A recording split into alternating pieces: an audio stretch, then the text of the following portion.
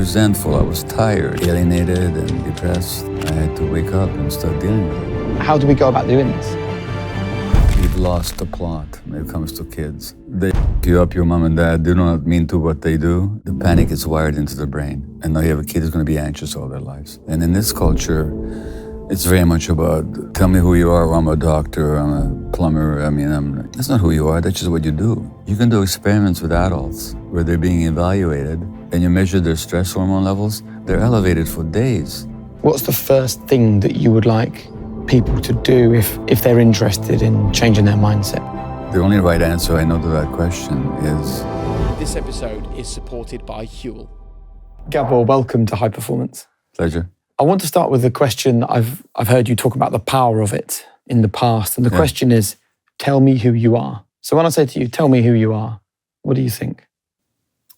Well, the only right answer I know to that question is that the question is much more important than the answer. Because any answer I give you would be limiting. I could say I'm a doctor, I'm a writer, I'm a husband, I'm a father. Any of those are only aspects of who I am. So I'm just a person who's sitting here now hanging out with your question. That's who I am. And why is that such an important question? Because who we believe we are determines so much of our behavior and our reactions and perceptions and interactions. Whether it's in personal relationships, whether it's in politics and so on. So if I'm comfortable not having a definitive answer and just being with whatever is happening at the moment, then I'm in the present. But as soon as I define myself by any one of the categories of my existence, I'm limiting myself to that category, and that's going to limit my reactions. So, we were talking about sports before. If you define yourself as, say, a Manchester City fan, if that's who you are, that's going to determine a whole lot of your reactions, and you won't appreciate a lot of things that you might really appreciate if you didn't have that narrow definition of yourself.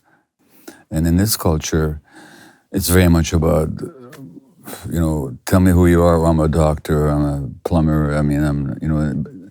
That's not who you are, that's just what you do. So, but we live in a society that limits us through all these categories. I think it's one of the sins of civilization.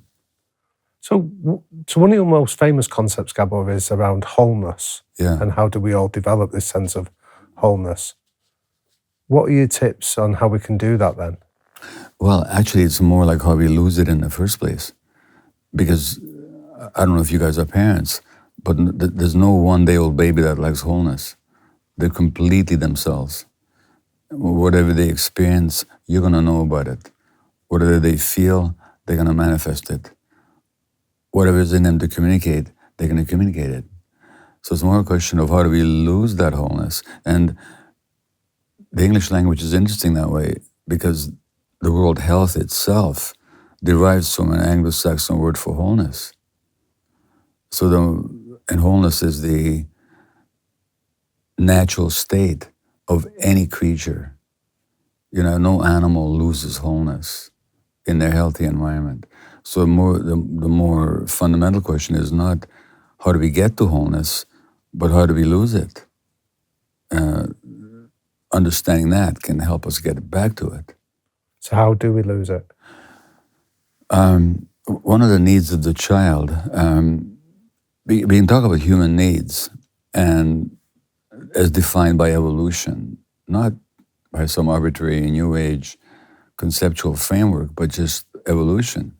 And so you might say that one need that we have, without which we couldn't live, is oxygen. Because we evolved in an oxygen-filled environment. If there was no oxygen, we wouldn't exist. So you might say oxygen is an expectation. It's a need that we have. We also have emotional needs and expectations wired into us by evolution. One of them is to be seen for who we are, to be accepted for who we are. That's just a need of the child. If that need is met, that child develops a sense of complete comfort with who they are and presence and wholeness. However, in our society, and as a parent, I can certainly say this, it's so difficult for parents to really see their kids for who they actually are without projecting our expectations on them for who they should be or how they should be, how they should show up, how they should behave. And so that we're not seeing the child for themselves, we're seeing the child through our own expectations and anxieties. And the child who's not seen for who they are, they don't see themselves. So they lose their connection to themselves. That's just how it works. It seems such a hard thing, right, to get parenting right. Do you know that famous poem by the British poet Philip Larkin about parents fuck us up? Yeah, they fuck you up. Your mom and dad do not mean to what they do, but they do not mean to what they do. Look, parenting has become far more complex and difficult than nature intended it. I just finished. There's a lot of research and literature on how Aboriginal tribal peoples parent their kids. Much more healthy ways than we do today.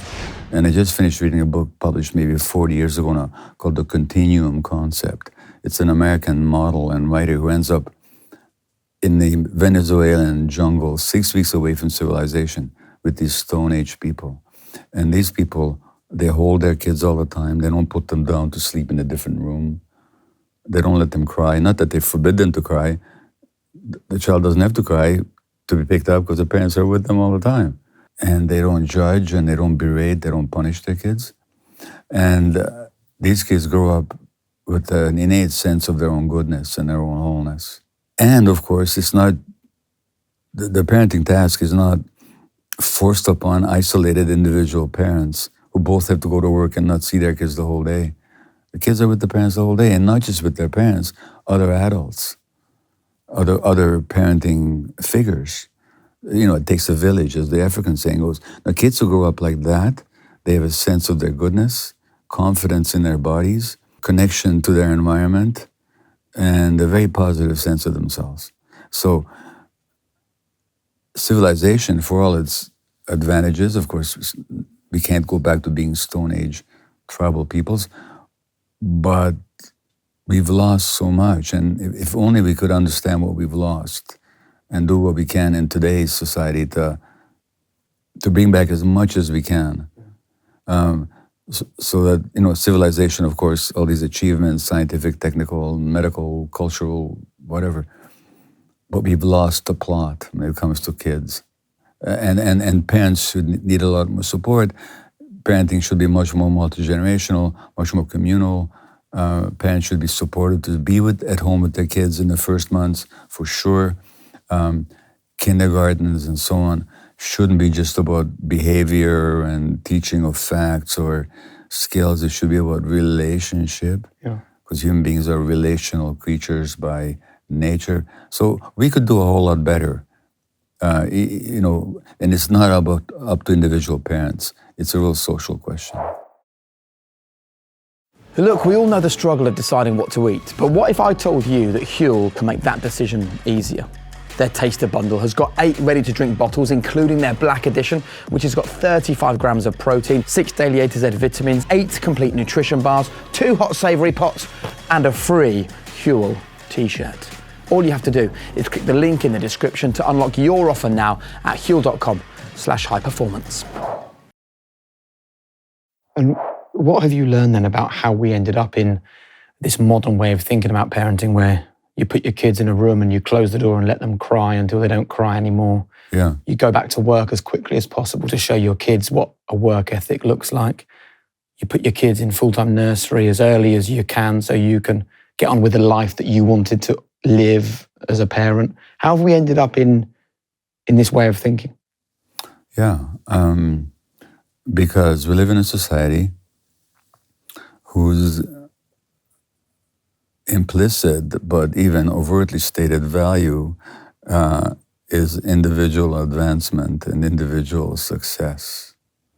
And as soon as we put the emphasis on the individual, we forget that we're relational creatures.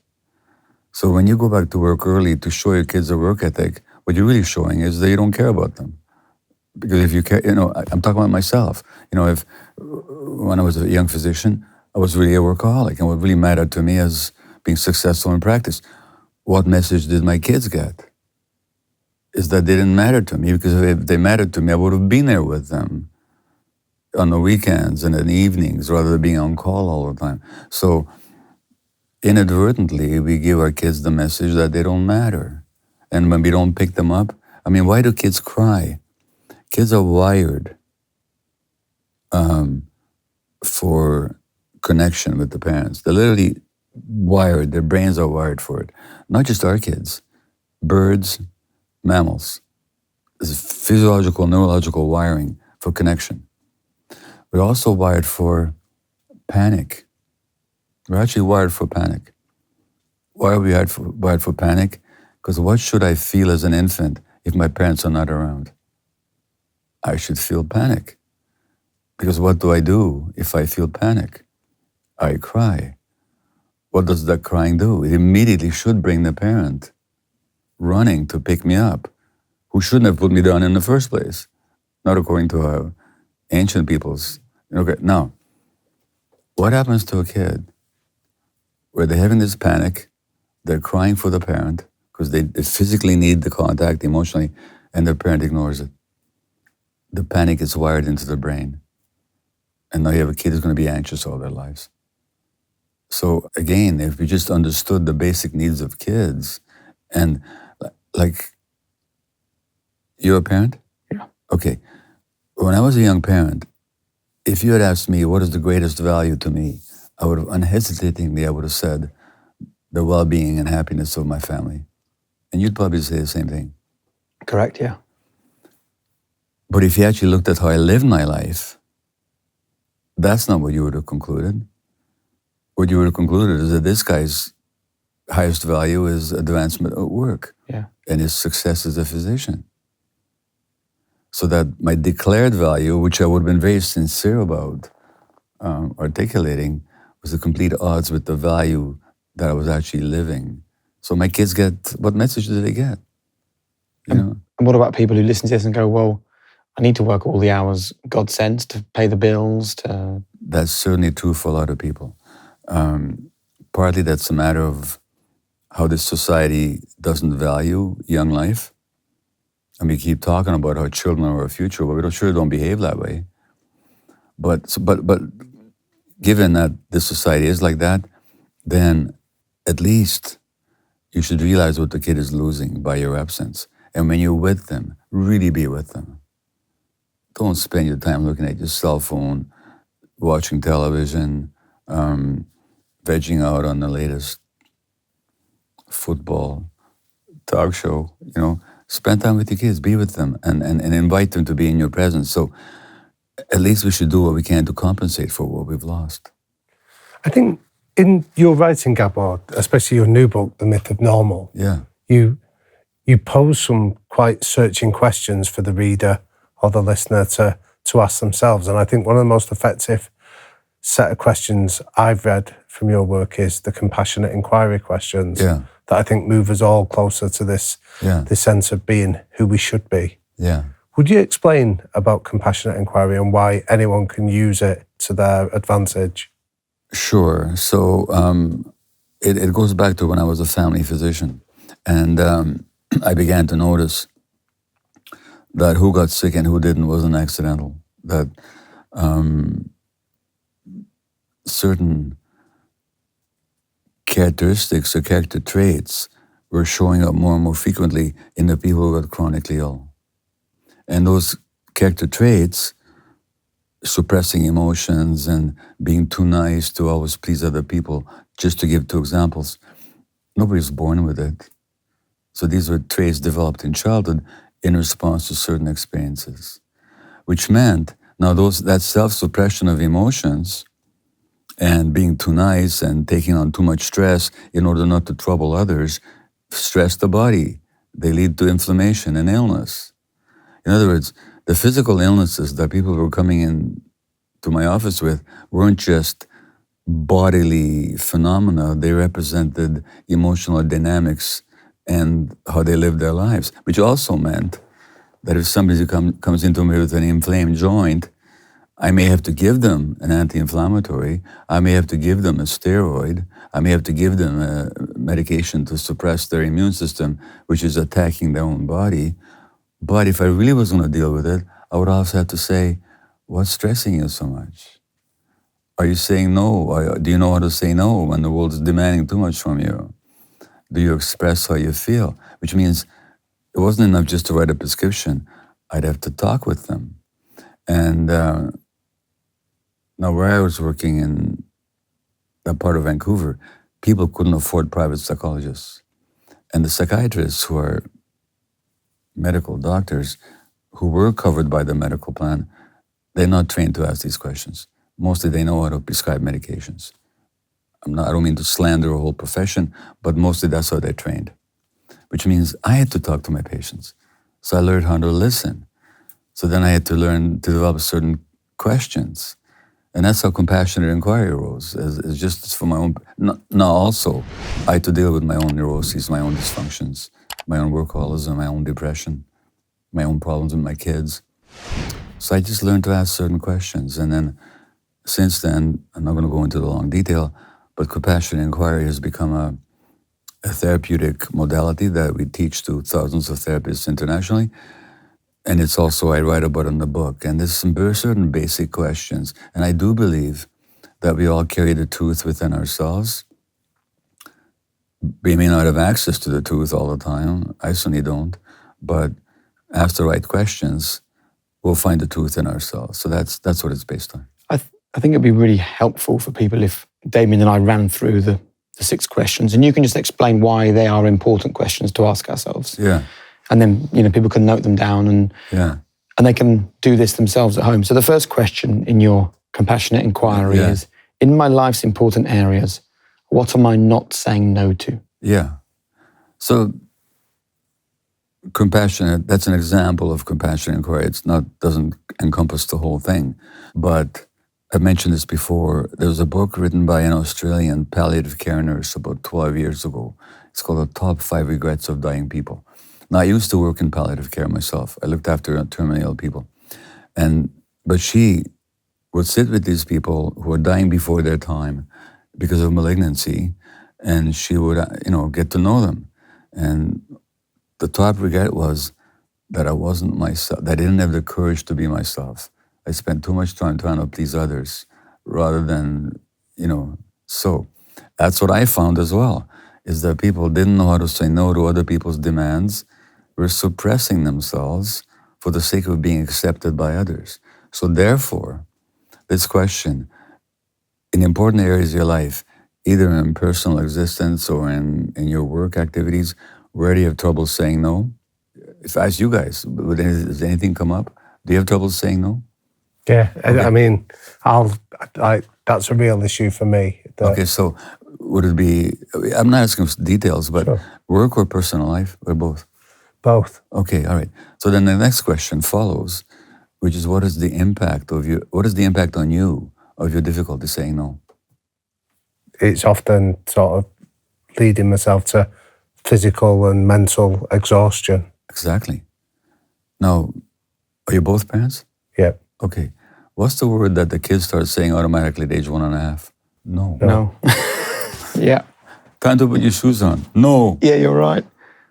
Now, why is that? Because nature is smart. And nature knows that we have to develop a barrier behind which we can develop our own will and our own preferences. So that no, that the child says automatically at that age, is their little fence behind which they can develop their own sense of self and their own will. If we don't crush it, a lot of people think now they have a monster on their hands, they have to crush it. So now we have people that don't know how to say no. So the impact is exhaustion, fatigue. Yep. It could be frequent colds, could even be serious illness. So it's an important little thing that you're not saying there.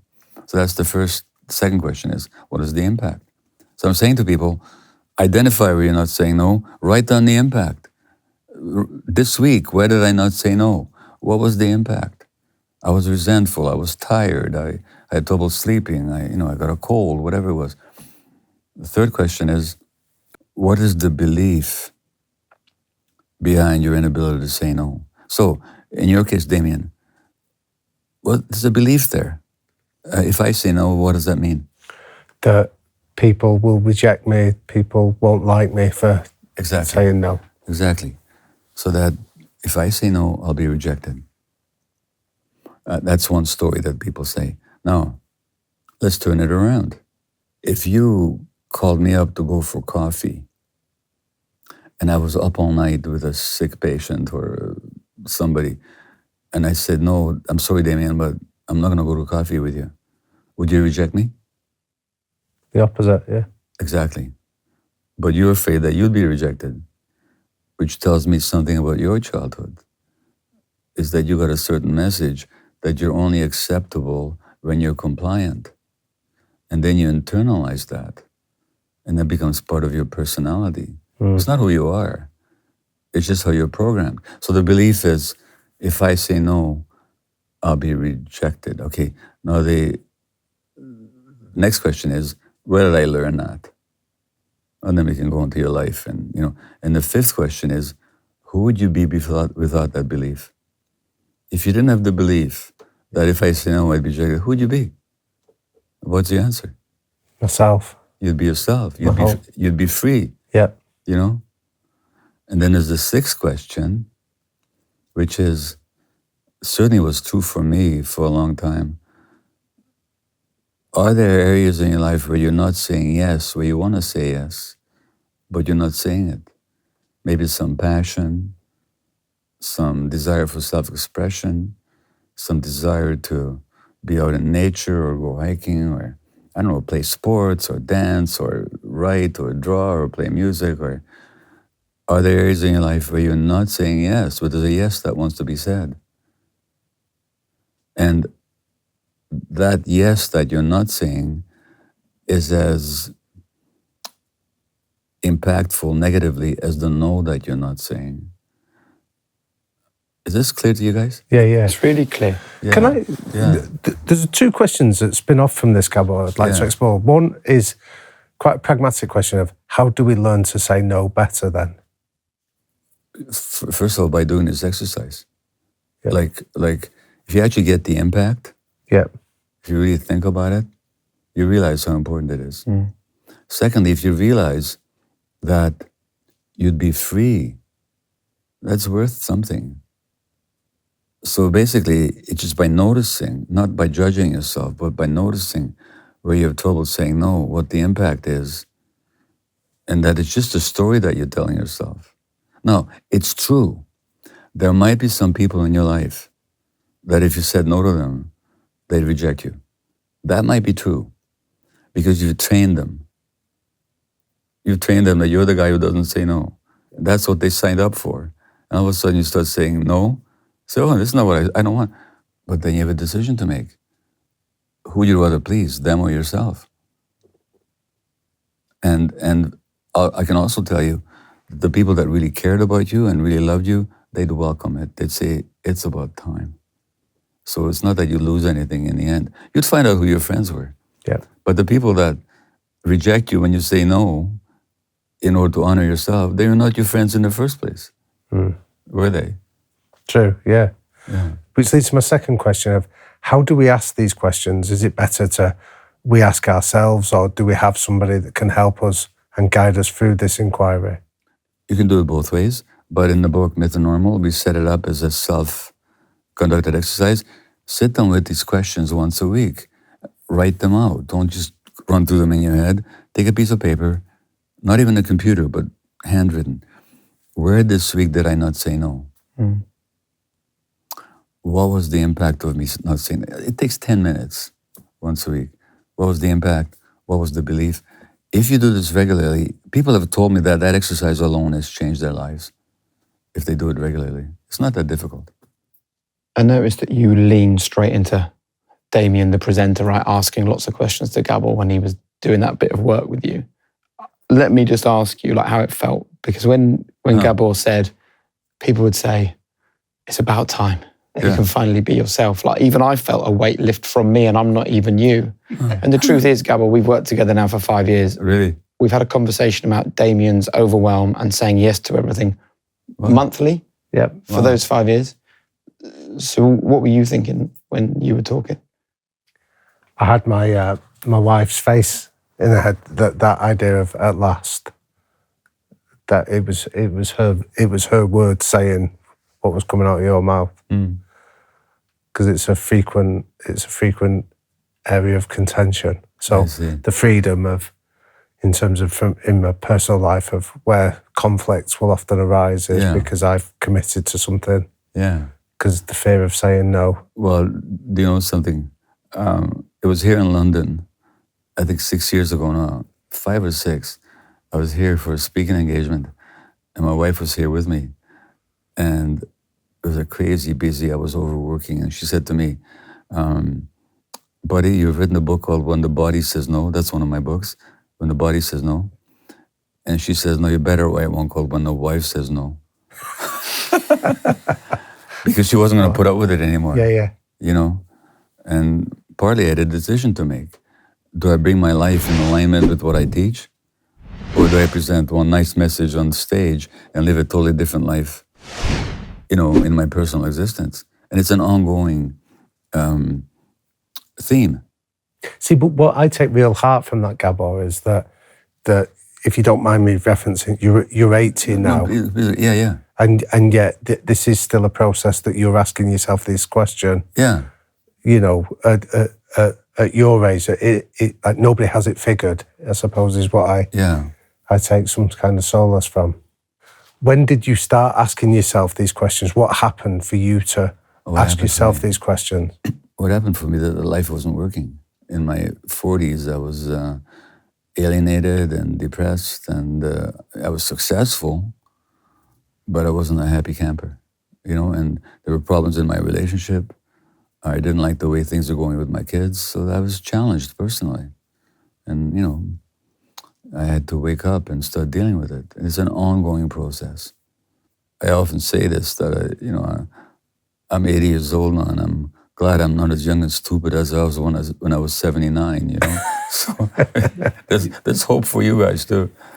You know what, I'm really glad you're sharing this, is because a lot of people say the same thing to me when I meet them, which is, you know, this show is called High Performance, right? Yeah. And they often say to me, you know, everything in my life is great. Yeah. But I'm still searching for something. Yeah. Which is why I come and listen to your show. And I think that what you've just described there is someone who was outwardly hugely successful, inwardly was still searching. Well, they're searching for themselves. Whether they know that or not, that's what they're searching for. They're searching for their truth. And this society reveres and rewards and valorizes external success. But all three of us know how many highly successful people, in that conventional sense, are totally miserable inside. I mean, totally miserable. You can see it. See, I would say 60 or 70% of the people that sit across from us on this show are struggling quite heavily with life, despite the fact they've been invited onto a show called High Performance. Right? Yeah. And I think so often it's a self-esteem issue. Yeah. What would you like to share with our audience about self-esteem? There's two kinds of self-esteem, you might say. There's what we can call contingent self-esteem, which depends on how well you do and what other people think of you. Then there's genuine self-esteem, which says, I'm not worthwhile because I can do this, that, or the other. I'm worthwhile whether or not I can do this, that, or the other. Now, the people that you're talking about are very much caught in that contingent self-esteem, that how they feel about themselves depends on how they perform and how they're perceived to perform by other people. But underneath that, there's a hole. And it can never be filled from the outside. But that's what they keep trying to do. So the more successful they are, the more success they need. I know that feeling, oh great, my book is a bestseller this week. But what about next week when it isn't? Then who am I? And so this society values, valorizes, and touts that contingent self-esteem. And we do it in school to kids. We do it in kindergarten to kids. And we don't understand that intrinsic non-contingent self-esteem. That has nothing to do with looks, achievement, or external approbation. How are we creating an environment of contingent self-esteem with our children? Today's show is sponsored by Vanta, the all-in-one trust management program. Now, here at High Performance, we've tried really hard to create a safe, trusting environment for our guests. And that's why we've teamed up with Vanta, because whether you're just starting or maybe scaling your company's security program, actually having top-notch security practices and establishing trust is more important than ever. And Vanta automates compliance for ISO 27001, SOC 2, GDPR, and more, saving you time and money while helping you build customer trust. As well as that, you can streamline security reviews by automating questionnaires and demonstrating your security posture with a customer-facing trust center, all of it powered by Vanta AI.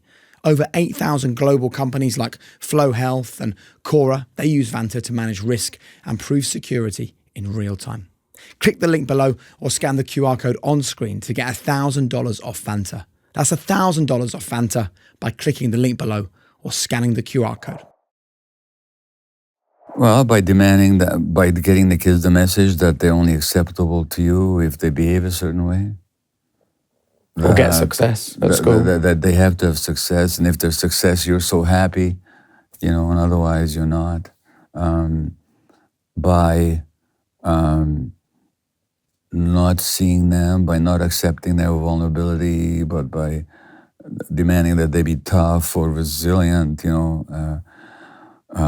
by constantly evaluating them in schools.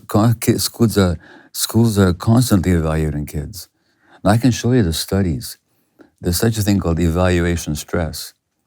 You can do experiments with adults where they're being evaluated, and their stress hormone levels, even when it doesn't matter, even if they know it's only an experiment, and you measure their stress hormone levels, they're elevated for days because they're being evaluated. It's called No, what do we do to kids? When we're constantly marking them, grading them, and demanding that they behave this way and that way, and they perform this and they perform that. Well, we're creating evaluation stress. What should we be doing? How should we be monitoring them at school? Again, if you go back to human evolution, how did kids learn in the first place? Did they sit in classrooms the whole day? Explored. They explored. They were outdoors with adults, under the benign supervision of adults. They played, free play. Now, free play is one of the essential needs of childhood. Our brains are wired for play. We have play circuits in our brains. Not only we do. Have you ever seen kittens or puppies or elephant cubs or lion cubs? They play. Why do they play? Because play is essential for healthy brain development. And play is far more important for healthy brain development and learning than academic instruction. So we could let our kids play, not with machines, but free play out in nature. And then they'd learn by watching us do things.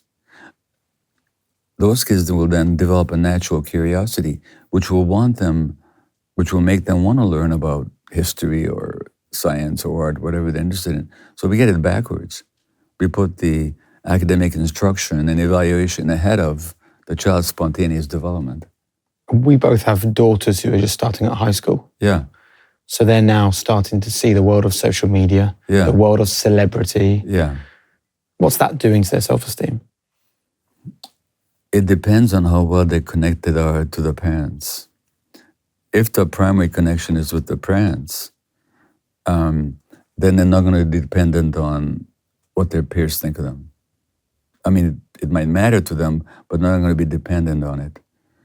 But there's a book that I helped to write, it's called Hold On to Your Kids, Why Parents Need to Matter More Than Peers. It's been published here in the UK as well, and in 40 other languages. It's not my work. It's the work of a psychologist friend of mine called Gordon Neufeld. I did the writing with him because he's not a writer. But it's about the fact that in this society, kids get too hooked into each other way too early, and now they get their cues on how to be and how to walk and how to talk and what's important from each other, including they get the sense of value from peer evaluation and peer acceptance. which means now immature creatures now have enormous influence on each other's development, which is not how nature intended it. There's so much of what I'm hearing as a subtext here, Gabor, around the three things that you spoke about that often trigger trauma for us, which is the sense of uncertainty, conflict, and the lack of control. Yeah. Would you expand on those for us? Yeah, these don't trigger trauma, they trigger stress. Stress. Yeah. So this is the research literature that says that lack of information, uncertainty, conflict, loss of control trigger the body's stress apparatus, which means that there's more inflammation, there's higher levels of stress hormones, and there are damaging effects on the body. So I'll give you an example. They take, unfortunately, in laboratories, they can do terrible things to animals. So I'm not saying this with any sense of approval. I'm just telling you one study that I read. They took pairs of rats that were yoked together, and attached to their tail was an electrode, which delivers an electric shock. And both rats got the same degree of shock for the same duration of time. But one of them had a paw free that could turn off a lever that stopped the electrical shock. Then they measured their stress hormone levels. Those rats that had the freedom to turn off the lever had lower stress in their bodies than the ones who received the same shock for the same period of time, but had no control. So loss of control is a major source of stress. Now in this society, where a lot of the large decisions are made far away by people you don't even know, but they affect your life. You know, like some corporate, Elon Musk decides to fire half the people that worked for Twitter, which he did his first day on the job. Well, what do those people feel? Some guy who doesn't even know them makes a decision about their lives? No, that's the system we got. But I'm saying that it's the nature of the system to impose a lot of loss of control on people. In Britain right now, I've been reading the papers, there's this debate about cutting off financial help for heating in the wintertime. The winter fuel payments, You know, those people have no control whatsoever. Yep. Somebody in Parliament, and Keith Starmer is urging his MPs to vote for this cut, because we need to save those 20 million or whatever pounds. Now, we're not going to do that by taxing the rich. We're going to do it by taking it from the poorest. How do those people feel? Quite apart from the cold they're going to experience, how do they feel about the loss of control in their lives? You know, and that's just one small example. And that they're going to get triggered. They're not just going to be cold if they can't afford the heating. Even if they can afford it, they're going to be triggered by minimally by taking by depriving themselves somewhere else. Yep. But the loss of control, we're just pawns in somebody else's game.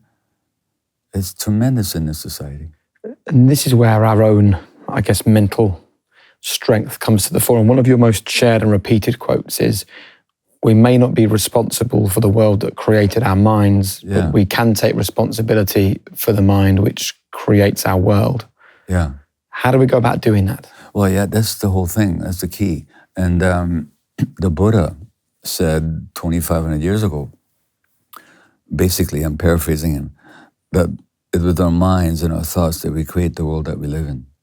So if you live in a world where if you say no, you're going to get rejected, and you can't handle that, that's very different than if you lived in a world where it's okay for me to say no.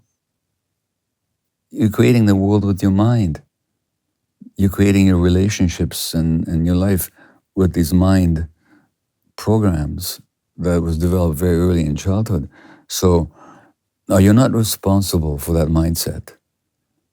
I'm not responsible for my sense of abandonment. That was my first experience, early experiences in life. But I can be responsible for the mind that holds those beliefs. And I can recognize that these beliefs were programmed into me, they're not serving me anymore, I don't have to hold on to them. So that's what I mean there. It's very simple. It just means, well, no, it's not simple at all. Conceptually, it's simple. Yeah. But it means that we don't have to be programmed and limited and predetermined by beliefs and mind states that we developed when we were kids and we had no choice in the matter. We don't have to be. So what would you say is the most effective way if somebody recognises they have an unhelpful belief system? Yeah. What's the most effective way anyone can start to rewire it? Well, that is the first big step, is just to recognize it. Because until you recognize it, you actually think it's reality. And you think it's the only way reality can function. Once you realize that this is just a mindset, now you can do all kinds of things. But the first thing is to keep recognizing every time that mindset shows up in your life.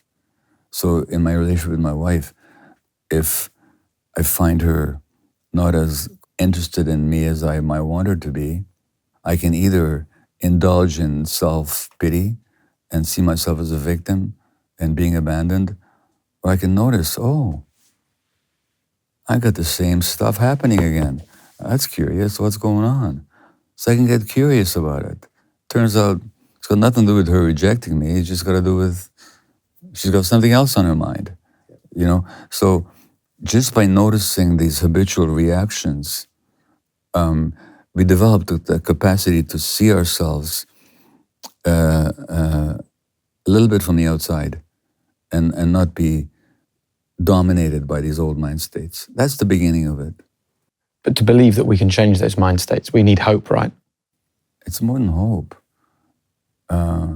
Almost anybody that I meet, almost anybody, if I question them, they'll be able to give me some example of where they used to believe something and that belief caused them grief.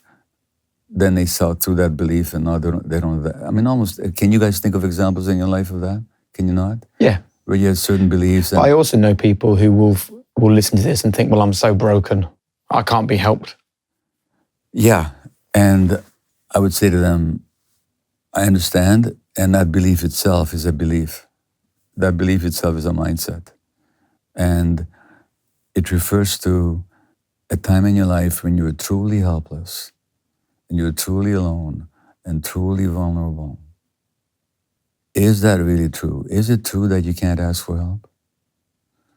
Is it true that there's nobody out there who can possibly understand you? Is that actually true? In other words, I would take that belief itself, that they're hopeless. And by the way, nobody's broken. There's nobody broken. We talked about this conversation began with this idea of wholeness. We're all born whole. And that wholeness is health. That can be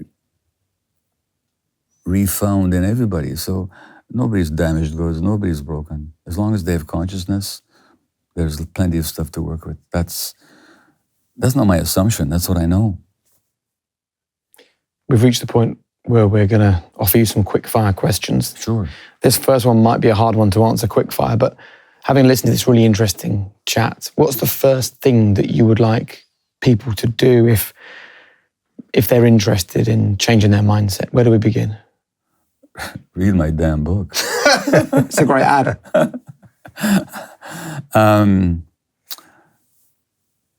What's the first thing I want to start questioning themselves? Don't take it for granted. Don't take your belief for granted. What's the greatest piece of advice you've ever received and why? You know, when I was a family physician, I had this urge to write. And I used to have a patient, a great Canadian poet called Warren Tallman. And Warren would come in and I'd look after his medical needs and they would sit down and talk. And at one point I said to Warren, I want to write. I was in my 40s or maybe early 50s. And I was really frustrated and there was something in me that had a sense that I hadn't fully expressed myself, I haven't reached my potential yet. And I said to him, Warren, I want to write, but I don't know what. And he said, Gabor, you will write when you have something to teach the world. And that's the best thing anybody ever said to me, because that's actually what happened. So the advice was really trust yourself. You've written so many popular books. You've been on the world's biggest podcasts. You've worked with some of the most famous people on the planet. Yeah. What are we still failing to understand about ourselves that is holding so many people back? That we're born whole, and that wholeness can be regained. That's been the theme of our conversation today, but that's the biggest one. Great. What advice would you give to a young Gabor just starting out on that journey from Hungary to Canada? What advice would I give to myself? First of all, respect yourself, but never take yourself too seriously. And you don't have to do it all. And look more inside than to the outside. Because I used to look just to the outside all the time. And looking at myself was a long and difficult process. So I'd say, I also say, just don't take it so seriously. Just lighten up. What's your biggest strength? What's your greatest weakness? How can you look at me and ask if I have any weaknesses? Come on. I thought it was a silly question. My biggest strength is my capacity to see connections between things in a way that a lot of people can't. That really is a strength, and to be able to communicate that. My biggest weakness, I'm still concerned about who I'll be when I won't be able to do all the things I can do now. Like, who will I be then?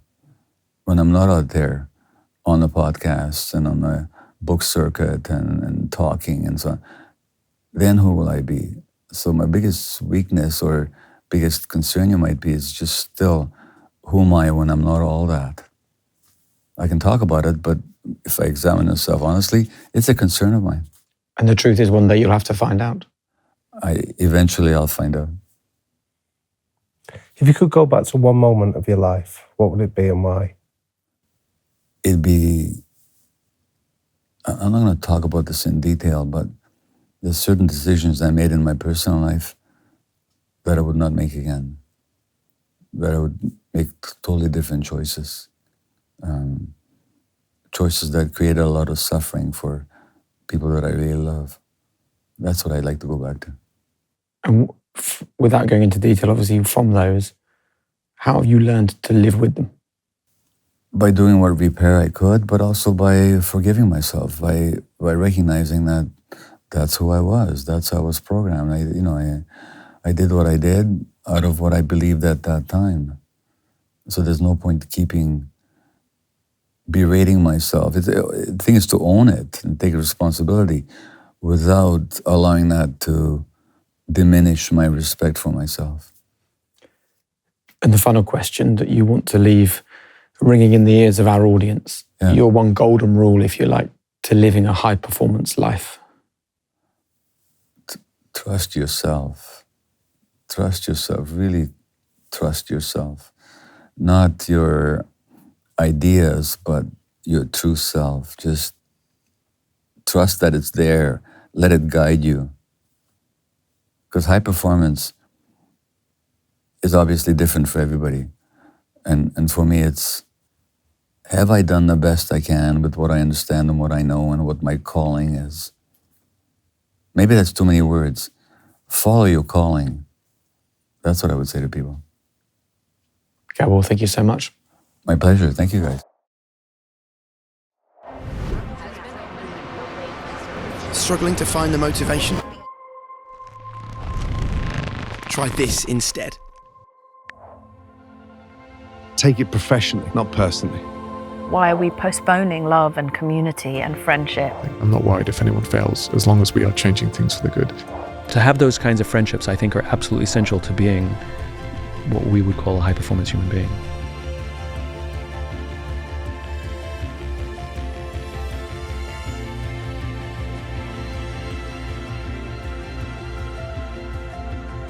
Take back control over your happiness.